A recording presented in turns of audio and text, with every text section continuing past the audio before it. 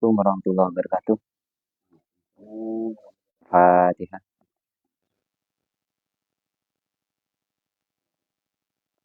Ya Rabbi.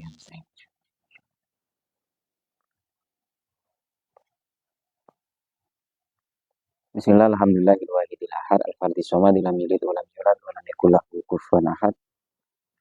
Allahumma shalli wa sallim ala sayyidina wa maulana Muhammad wa ala ali sayyidina Muhammad. Qala rabbi shrah li sadri wa yassir li amri wa hlul 'uqdatam min lisani yafqahu qawli. Baik teman-teman sekalian yang sama-sama kita hormati, pada kali ini kita akan membahas tentang tanda waridat atau anugerah spesialnya Allah yang dikasih kepada hambanya, kepada para walinya, bisa juga dikasih kepada para pelajar atau kepada kita semua. Yang akan kita baca ini adalah hikmah yang berbunyi begini. Mata waradatil waridatul ilahiyatu alaika hadamatil awaidu alaika innal muluka iza dakhalu qaryatan afsaduha. Mata waradatil waridatul ilahiyatu alaika, ketika datang atau tiba atau anugerah Allah itu Allah kasih, waridatul ilahiyah yaitu anugerah ilahi, anugerah ketuhanan alaika kepadamu, hadamatil awaidu alaika, maka akan roboh, akan hancur, akan musnah, lenyap al awaida apa waridat al awaida terhadap kebiasaan-kebiasaan atau kehidupan kita sehari-hari, maksudnya kebiasaan-kebiasaan negatif, hal-hal yang buruk, hal-hal yang tidak sesuai dengan apa yang diridhoi Allah, alaika kepadamu. Innal muluka, karena apa? Karena raja, maksudnya raja dan bala tentaranya, iza dakhulu, apabila mereka masuk qaryatan pada suatu negeri, suatu wilayah, teritori tertentu, absaduha, maka akan menghancurkannya. Ini adalah ayat yang potret ayat yang disebutkan oleh di ini dalam cerita Nabi Sulaiman. Mata waqadatil waridatu wahiyya tajalliyat. Apabila datang apa al-waridat anugerah Allah, wahiyya tajalliyat yaitu tajalliyat. Tajalli itu kan sudah kita bahas kemarin, kita paparkan. Ada tajalli asma, ada sifat, ada af'al. Kalau zat kemarin itu tajalliyuz zat, itu kan dimustahilkan dalam Ahlussunnah wal Jamaah karena Allah itu mukhalafatul lil hawadits. Nah, bentuk tajalli itu seharusnya melalui tahapan tertentu. Jadi dalam tasawuf itu ada fase-fasenya. Sebelum sampai kepada tajalli, seharusnya sebelumnya itu ada namanya tahalli. Sebelumnya lagi, awalnya itu ada tahalli. Tahalli secara sederhana itu mengosongkan.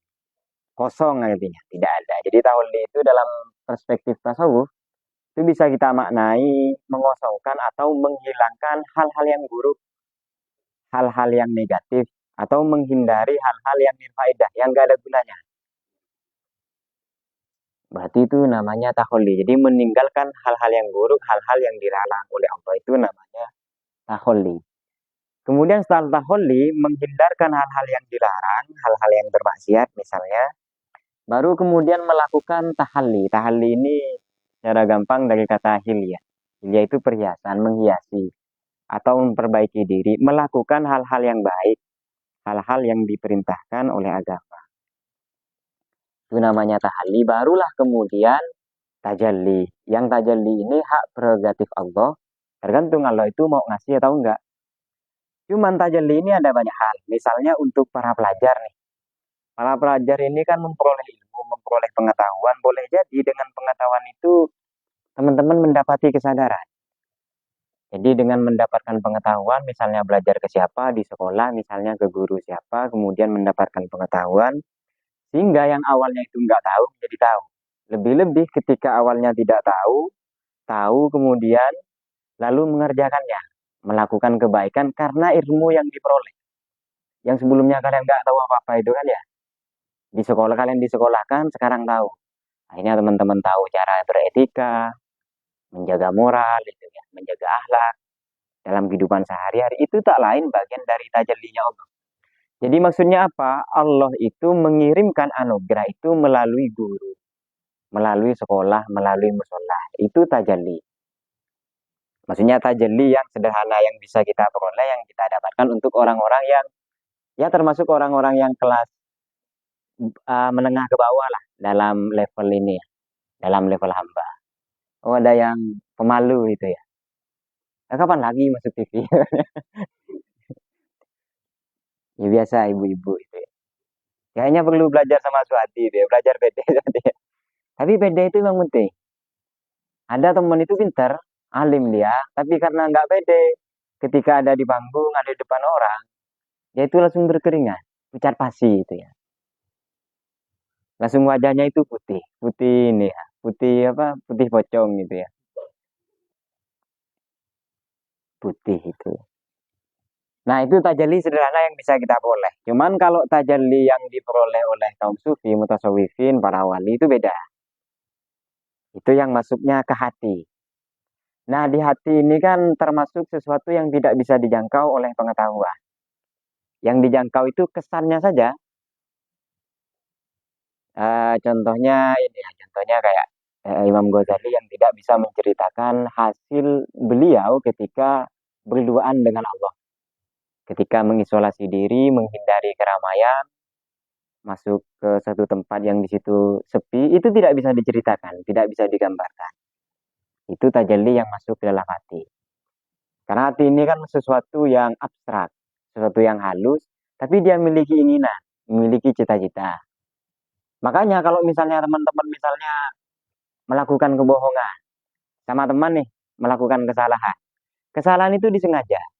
Tapi kok dalam hati itu, dalam hati, dalam pikiran itu kok seolah-olah kok saya merasa nggak enak itu ya. Itu bagian tajalli yang masuk ke dalam hati. Karena hati itu atau basiroh secara gampang, dia itu tipikal yang tidak mau menerima hal-hal yang salah, hal-hal yang keliru. Maunya itu yang benar saja. Sekalipun teman-teman mencuri misalnya itu ya. Nauzubillah itu misalnya mencuri. Perlakuan itu salah, direncanakan, tapi hati itu menolak itu. Itu bahasa nurani. Makanya kesannya saja itu. Makanya ketika datangnya, kok bisa saya sadar ini salah ya? Nah itu kan nggak bisa ini, nggak bisa digambarkan. Gimana sih datangnya? Nah itu kalau tajalli itu masuk ke dalam hati.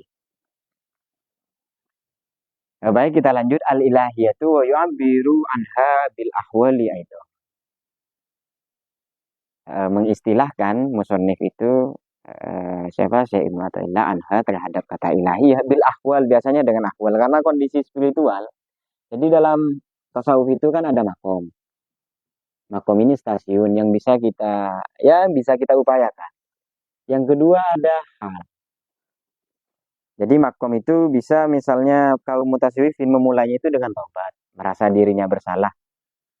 Jadi bertaubat, ada juga dengan zuhud, bersikap sederhana itu, punya uang banyak, tapi dia sederhana saja, ya santai saja itu ya. Nggak terlalu berfoya-foya, menggunakan harta itu ya sesuai dengan kebutuhannya. Itu namanya makom. Tapi hal itu bisa ini, bisa bahagia, bisa enggak. Kayak siapa Zulfa bahagia itu ya. Nah itu sesuatu yang alokasi nggak bisa kita ini, nggak bisa kita apa, kita upayakan sendiri. Ada nggak orang kaya itu yang misalnya khawatir, takut misalnya. Banyak kan itu ya. Takut dirampok lah, takut dicuri itu ya. Takut kena hacker yang ditaruh di bank. Padahal kaya itu. Makanya bahagia dengan sedih itu sesuatu yang tidak bisa kita upayakan. Itu murni pemberian Allah. Makanya ada ujar-ujar dalam bahasa Arab itu ada sama niyatun tajri ala nasi kullihim. Jadi ada 8 hal yang kita tulis saja ya. Sama niyatun tajri ala nasi kullihim wala buddha lil insani ayalko samani. Jadi 8 hal yang itu pasti yang akan terjadi, akan berlaku pada manusia keseluruhan. 8 hal ini. Walabudda lil insani ayalko samania. Pasti manusia itu akan menjumpainya. Pasti akan mengalaminya. Apa saja? Ada sururun, wa husnun, wa jitimaun, wa furqotun. Jadi yang pertama apa? Sururun, yang kedua husnun, yang ketiga wajitimaun, yang keempat wa furqotun. Yang pertama itu manusia itu pasti akan mengalami kebahagiaan. Yang kedua sedih. Jadi kehidupan manusia kalau nggak bahagia ya sedih itu. Kemudian yang ketiga dan yang keempat wajitimaun wa furqotun. Dia akan mengalami perjumpaan. Misalnya Suhadi ketemu dengan coba Zulfa, dulu kan nggak kenal. Itu namanya perjumpaan. Ternyata Suhadi udah lulus sekolah nih, mau lanjut kuliah atau mau lanjut kerja. Itu kan pasti mengalami furqotun, perpisahan. Makanya setiap perjumpaan itu akan mengalami perpisahan. Kalau Anda misalnya sempat hidup, Anda siap-siap mati. Gitu. Jadi perjumpaan itu bisa dimaknai dengan kemudian sururun, wa husnun, wa jitimaun, kemudian wa usrun, wa yusrun, apalagi summa sakmun, wa afiyah. Kemudian yang kelima sampai ke-8, usrun, kesulitan dengan kemudahan. Orang itu pasti merasa sulit, ya kadang merasa mudah itu dalam setiap persoalan. Kemudian ada lagi orang itu sumasakmun wa afiyah. Orang itu akan mengalami rasa sakit kemudian sehat itu ya. Ada yang sakit hati itu ya. Tiba-tiba setelah apa? Kasmaran. Kasmaran tahu ya? Apa? Oh tahu tuh. Ya tahu itu, cuman nggak bisa dijelaskan kalau Zulfa gitu. Jadi apapun yang kita tanya pasti tahu, cuman menjelaskannya nggak bisa ya. Karena itu sudah sampai ke hati pengetahuannya itu ya. Jadi kasmaran itu gimana? Kayak orang Indo, yang orang-orang jatuh cinta itu loh. Nggak ada apa-apa, tiba-tiba senyum gitu ya. Padahal punya utang. Gitu. Nah itu berarti pikiran dan hatinya itu sehat. Kalau misalnya ada yang lucu, misalnya tiba-tiba nggak ketawa, itu sakit itu. Ya fisiknya sehat, cuman hatinya sakit gitu ya. Nah ini nggak tahu sih siapa yang mengatakan, cuman ini ada gium atau syair dari orang Arab itu. Jadi 8 hal yang pasti dialami oleh manusia. Apa bahagia, senang, apa bahagia, sedih, kemudian perjumpaan, perpisahan, kemudian mudah dengan kesulitan, sakit dan sehat itu ya. Wa qauluhu dan selanjutnya alaika yaitu kepadamu muta'allakun biwaridat itu berhubungan berelasi dengan kata waradat ai waradat ala qalbika min kibalil haq, maksudnya datangnya waridat anugerah berupa tajallinya Allah itu ala qalbika ke dalam hatimu min kibalil haq dari sisi Allah. Sehingga apa? Sehingga fa'ahdasat fihi ahwalan saniyatan. Sehingga hasilnya apa? Nanti itu yaitu kondisi spiritual yang luar biasa atau spiritualitas yang mulia, yang istimewa. Ketika mendapatkan apa? Waridat, yaitu berupa anugerah Allah melalui hati. Hadamat ay azalat, hadamat artinya itu runtuh atau roboh atau hancur, tapi beliau maknai azalat. Maka hilanglah, akan menghilangkan apa waridat tajallinya Allah al-awaid. Al-awaidah yaitu kebiasaan watak dasariah kita alaika kepadamu. Ai umurul lati kanat mu'tadan laha wahiyya ru'unatu nafsika li'anna laha sultanatun azimatun fa iza waradat ala qalbin mashunin bin alwa ila khabaisi wa razaili azalat zalika wa asbatat iwadah minhu ahwalan aliyatan wa awsofan mardiyatan. Al-awaid itu adalah al-umur, aktivitas atau perkara-perkara itu ya, aktivitas saja. Kanat mutadan yang sudah menjadi kebiasaan. Kebiasaannya apa? Yaitu ru'unatu nafsika. Biasanya kecerobohan. Kesalahan-kesalahan yang kita lakukan. Itu namanya ru'unat. Atau yang menimbulkan aib yang dilakukan oleh nafsu. Keinginan-keinginan buruk itu. Apa sebab? Karena nafsu itu ada sultanan azimatan. Dia memiliki kerajaan besar. Faiza waqadat ala qalbika. Sehingga apa? Ketika bersemayam atau datang waridat tadi anugerah Allah ke dalam hati tadi itu mashunin bil alwa ilah khabais yang dipenuhi dengan beragam keburukan warazail dan hal-hal yang hina azalat maka akan menghilangkan waridat tersebut zalika, maksudnya setiap macam keburukan itu asbatat dan akan menetapkan iwadon penggantinya minhu. Apa penggantinya? Yaitu spiritualitas yang agung, aliyatan yang mulia, ausofan mardiyatan. Kemudian sifat-sifat atau karakteristik yang diridhoi oleh Allah itu. Jadi ini tipikal ya, watak-watak kita atau kebiasaan kita ini kan kebiasaan yang senang dengan apa yang sesuai kita sendiri. Makanya sebenarnya kita itu kan nggak senang ngaji, nggak senang sholat itu. Makanya beruntung seharusnya kita yang masih menyempatkan untuk ngaji, menyempatkan untuk belajar gitu ya. Karena itu adalah bagian yang disyariatkan. Nah, boleh jadi itu bagian dari tajallinya Allah yang Allah masukkan ke dalam hati sehingga hati itu digerakkan untuk hadir di satu tempat yang tempat itu diridhoi atau Allah itu senang kalau berada di situ misalnya. Nah, bagaimana kebiasaan? Kebiasaan ini kan sebenarnya bentukan. Atau kebiasaan ini kalau dalam bahasanya William James itu tindakan yang diulang-ulang. Itu namanya kebiasaan. Mas Ahli misalnya hari Senin kemarin Mat ya. Misalnya main game nih, belajar. Agak pinter di hari Selasa itu ya.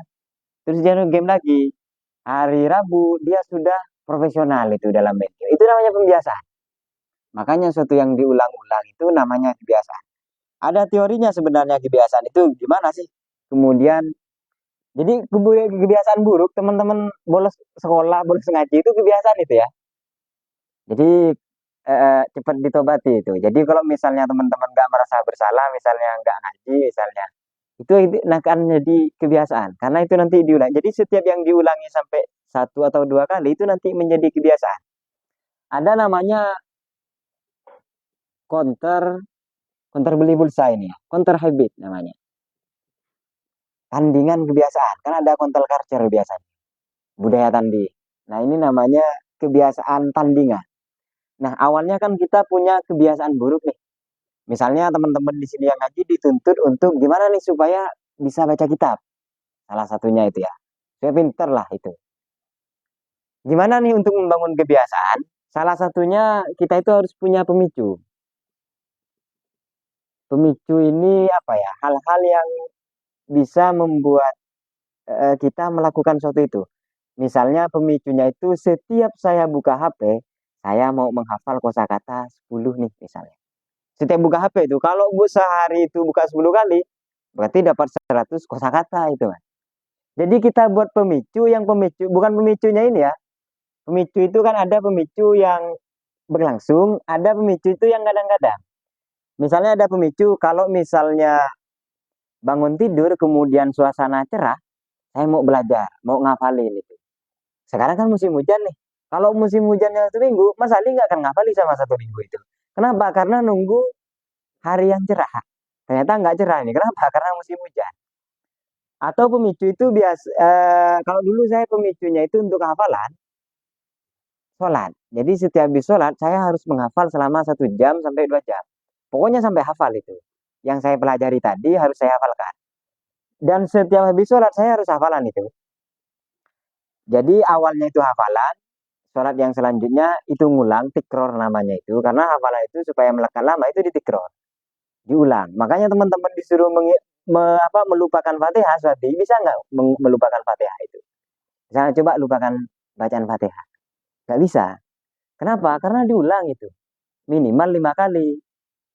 Kalau sholat subuhnya dikodok ya itu kan 5 kali gitu ya. Kalau sholat sunnah juga kan banyak itu. Kalau nggak dikodok ya 4 kali itu ya. Kalau isanya bolong yang 3 kali. Cuman kalau dikodok lah biar fatihahnya 5 kali. Ada pemicu, kemudian ada namanya konsistensi. Konsistensi itu namanya keberlangsungan. Jadi kita tentukan pemicu dulu nih. Kemudian konsistensi keberlangsungan, kita kan kadang kalau pinter itu, ini budaya ini, anak muda instan gitu ya. Jadi pengennya kalau misalnya mau mendapatkan sesuatu, dalam 1 detik pengen diperoleh semua. Gitu. Ada kemarin saya tawarkan, gimana belajar gitar? Dia nanya, belajar gitar itu lama nggak itu? Ya, lumayan, kayaknya saya ada lah. Kalau serius itu 1 tahun bisa. Waduh lama. Lalu pengennya misalnya berapa? Saya pengennya sehari langsung bisa katanya itu. Nggak ada itu. Jadi hasil itu tidak pernah menyalahi proses itu ya. Jadi kalau Anda tekun, Anda betul-betul belajar, ini pasti akan memperoleh itu. Jadi konsistensi itu jangan mikirin kualitasnya itu. Jadi yang penting itu konsisten karena ini kan mau membangun pembiasaan. Misalnya setiap saya buka HP menghafal 10 kosakata. Kalau itu berat, turunkan saja menjadi 5. Kalau agak berat 1 misalnya. Tapi buka HP-nya nanti 100 kali itu Mas ya. Jadi banyak juga.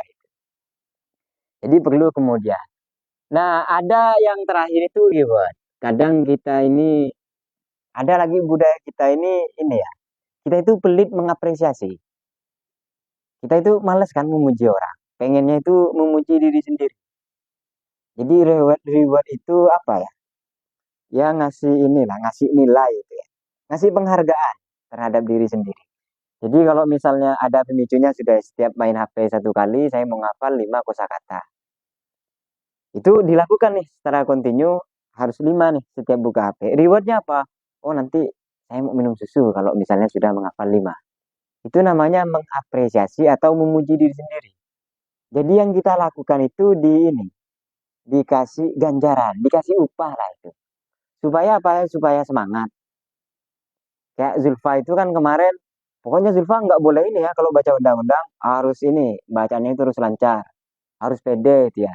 Nanti rewardnya apa? Foto bareng. Nah itu rewardnya. Ya Zulfa ya. Ya reward itu. Jadi teman-teman ini juga dan memuji orang itu salah satu ini ya, salah satu untuk menambah kekeraban. Masa ketemu orang langsung mau dicaci dasar bodoh misalnya. Orang nggak mau berteman sama kita itu. Jadi eh, selain kita belajar ya menghargai orang, ya kita menghargai diri sendiri. Salah satunya adalah memberikan reward. Reward itu ya dalam bahasa ini. Kalau dalam bahasa Indonesia reward itu. Makanya penting baca apa belajar bahasa Inggris itu ya. Jadi ilmu itu nggak ada yang kafir, sekalipun lu punya orang Eropa itu ya. Biar kalau nggak kalau baca itu apa kemarin di sekolah itu nulis nulis apa ya konstitusional itu kan ada konstitusi Tion gitu ya. Dibaca Tion sama ini gimana ini teman-teman. Jadi maksud saya bukan soal ilmu ini dari barat itu ya, tapi soal kita kalau salah itu malu gitu. Makanya penting belajar bahasa Inggris. Lebih-lebih ya bahasa Arab itu. Ya memang eman kalau otak kita ini cuma diisi bahasa Arab doh itu ya. Masa umur kita misalnya nanti 60 tahun, isinya cuma bahasa Arab doh. Ya bahasa Inggris, bahasa Prancis kayak gitu. Biar ini, eman kepala kita ini. Udah dikasih anugerah berupa otak, kepala bisa mikir itu ya. Untung kita nggak diciptakan gila itu ya. Kalau gila kalian kan cuma ditertawakan orang gitu ya. Dengan cara terhina. Kita lanjut. Inna li anna. Jadi inna di sini faedahnya bermakna li anna. Inna ini kan biasanya bermakna sungguhnya, cuman di sini kata Imam Syarqawi dimaknai karena. Karena al-muluk ai junudahum maksudnya bala tentara raja tersebut iza dakhulu qaryatan afsaduha. Kalau mereka memasuki atau nyerang lah masuk ke satu tempat, dulu itu kan sistemnya kerajaan. Jadi kalau raja yang kuat masuk ke satu tempat, dia akan menyerang di satu tempat. Misalnya di Pak Sela nih, ada seorang raja, di sini ada raja, datang nih ke sini. Kalau di sana kuat, mereka datang ke sini, itu pasti akan menghancurkan kita. Jadi dulu itu modelnya kayak begitu, model kerajaan. Jadi ketika melakukan ekspansi, perluasan tanah ke suatu wilayah, nah, dia akan menguasai tempat tersebut. Ai azalu ma talabbasa bihi ahluha minan naimi, yaitu para raja dan bala tentaranya itu akan menghilangkan apa yang dikenakan oleh para penduduknya minan naimi, termasuk kenikmatan. Jadi ketika diserang, ada seorang raja misalnya yang menyerang ke suatu tempat, dan satu tempat yang diserang itu kalah, maka kenikmatan, kemakmuran itu akan hancur, dan aturan-aturan konstitusi juga akan dibuat oleh raja atau si pemenang tadi. Wa kadzalikal waridatul ilahiyatu syabihatun bijunudil maliki. Nah, demikianlah apa contoh atau analogi atau perumpamaan yang diumpamakan dengan bala tentaranya raja. Iza halat, apabila mereka menempati, oh ini maksudnya iza halat, karena waridat ini diumpamakan dengan junudul malik, bala tentaranya raja ketika menyerang. Jadi iza halat, apabila waridatul ilahiyah, anugerahnya Allah itu menempati pada suatu hati koharot, maka ia akan mampu menguasainya. Mafihi, apa yang di dalamnya, wa azalatu, dan menghilangkan apa-apa yang di dalamnya, apa itu, yaitu ru'unat nafsiyah tadi itu, keburukan-keburukan yang ada dalam hati. Wa hadza jawabu amma yuqalu, ini adalah jawaban ketika ada orang yang dari pertanyaan atau dari orang yang bertanya, innal awaida, sungguhnya kebiasaan, watak-watak itu mimma jabalat alaihi tabai'u. Ketika watak dasariah, watak itu tabiat, kalau bahasa kita itu adalah pembawaan tubuh. Jadi tubuh ini kan biasanya melakukan sesuatu. Itu melakukan sesuatu itu karena pembiasaan. Misalnya tubuh itu sudah dibiasakan jam 11 nanti main biliar. Itu bawaan dari tabiat. Jadi ketika tubuh bergerak itu faktor dari pembiasaan. Makanya pembiasaan itu dilakukan pertama, kedua, sampai ketiga. Kemudian fakafa, maka bagaimana tasjiduha al-waridatu, warid tadi itu anugerah Allah itu untuk menghilangkan tabiat tadi. Wasilul jawab, kesimpulan dari jawabannya, annal warida lahul qahlu, bahwasanya satu warid saja anugerah Allah yang masuk ke dalam hati itu memiliki daya kemampuan untuk menundukkan, menaklukkan kajundil maliki, seperti bala tentara rajanya tadi. Wa wadoha zalika biqaulihi, dan dengan waridat kemudian dihubungkan dengan ayat iza dakhulu qaryatan afsaduha. Sebenarnya ini sebatas analogi saja. Ayat ini dengan ayat tentang raja ini sebenarnya tidak memiliki kesesuaian dengan waridatnya Allah yang diberikan kepada orang-orang yang terpilihnya. Kenapa? Karena watak raja itu biasanya menghancurkan. Sementara waridat itu bukan menghancurkan, tapi menghilangkan. Justru yang dihilangkan itu hal yang buruk. Kalau raja itu kan biasanya kalau menyerang, atau contoh Israel itulah, itu kan nggak peduli baik atau buruk orangnya. Pokoknya dibom saja itu. Terserah yang mati itu orang baik atau enggak. Tapi waridatnya Allah itu enggak begitu. Kalau itu dikasih, jadi yang dihilangkan itu hal-hal yang buruk. Bukan suatu hal yang baik yang ada di dalam hati. Jadi maksudnya, makanya kata Syekh Ramadan Al-Buti ini enggak pas. Jadi ini sebagai percontohan saja. Analogi saja. Misalnya Suhadi itu mirip Kholis dalam belajar. Sama-sama giatnya. Selama 5 menit itu. Enggak 1 jam misalnya. 5 menit saja itu. Tapi Kholis dengan Suhadi itu kan beda. Jadi Holis ketika dianalogikan Holis dengan dengan Suhadi, bukan berarti Holis menjadi Suhadi, kan nggak begitu. Nah, maksudnya penggunaan waridat dianalogikan, dicontohkan, disamakan dengan raja di sini, itu hanya sekedar penyamaan. Bukan kemudian waridatnya Allah itu mirip dengan wataknya para raja yang menghancurkan, kemudian yang tidak dengan golongannya sekalipun baik itu ditolak, tidak begitu. Waridatnya Allah itu murni menggantikan posisi yang ada di dalam hati yang buruk itu. Semacam apa ya, penyucian lah, penyucian hati. Jadi yang baik itu dipertahankan, tetap bersinggah sana di sana, yang buruk itu dihilangkan. Mungkin segitu saja yang bisa kita sampaikan, selebihnya kita bisa diskusi. Demikian dari saya, kurang lebihnya. Maaf. Assalamualaikum warahmatullahi wabarakatuh.